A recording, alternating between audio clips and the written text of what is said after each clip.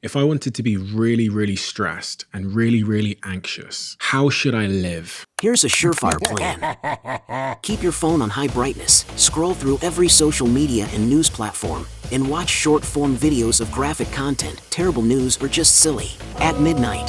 Then, check your phone first thing in the morning and make sure to check your phone 300 times a day, interrupting every single thing you do to check the latest notification.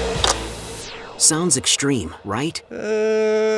Unfortunately, this is how many of us live today. The average person checks their phone 150 times a day.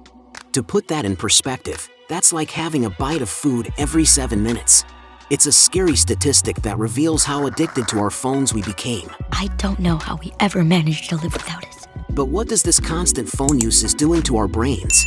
Imagine this. So you're reading an article online when you get an instant message with a link to a funny photo, which of course you have to share. And now you're reading your Facebook news wall, which sends you to a video of a panda bear attacking a kid. And now you're reading Wikipedia to learn everything you can about the violent behavior of panda bears. This is a classic case of popcorn brain. What does that mean? When you're scrolling through content, your brain releases chemicals that make you feel good, such as endorphins or dopamine that help you feel less stressed or happier. But eventually, your brain will make you reach for your phone anytime you feel the slightest discomfort. Over time, the brain starts to see technology as the threshold for satisfaction. This makes it very difficult for other activities to meet the same threshold. That's why so many of us feel isolated. We end up finding more gratification on our phones than in the outside world. We can no longer stand the slow pace of life outside our screens. Besides, when the brain is constantly bombarded with sensory information like flashing lights, appealing sounds, and the repetitive tapping and swiping of a finger on the screen, there is a greater likelihood of having a chaotic thought pattern, similar to the chaos of popcorn kernels popping simultaneously. The time a person can focus on one thing has declined from about 2.5 minutes to about 47 seconds over the past 20 years. Our brains have become so used to incessant digital yip-yap that it mimics that frenetic pace. This leads to a diminished focus, heightened stress, fatigue, information overload, a very shortened attention span, increased anxiety, and an overall heavy impact on relationships and quality of life. Give me that! Give me it! Give me it! Look at what this thing has done to you! Information overload also encourages passive consumption rather than active engagement. This hijacks our attention and impacts our cognitive functions such as learning, memory, decision-making skills, and emotional regulation. This is what defines modern life, and it's not pretty.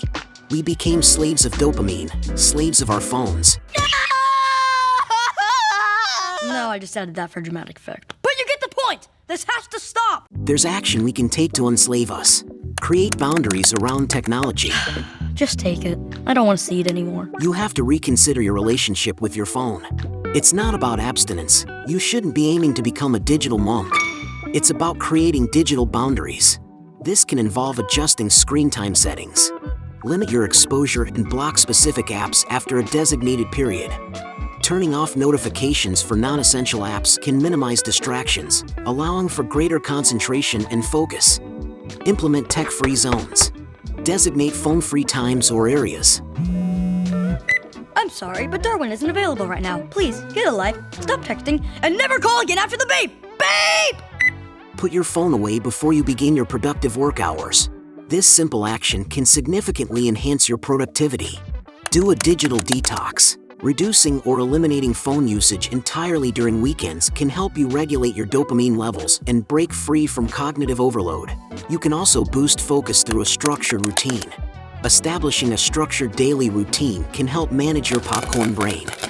Implementing rituals and routines can prevent negative habits, foster positive ones, and prepare your mind and body for sustained periods of focus.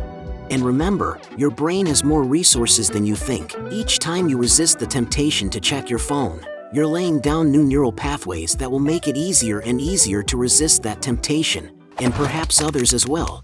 Your phone doesn't have to control your life. Take small steps today for a happier and more meaningful tomorrow. If you enjoyed this video and want more tips on how to keep your brain sharp, check out this video.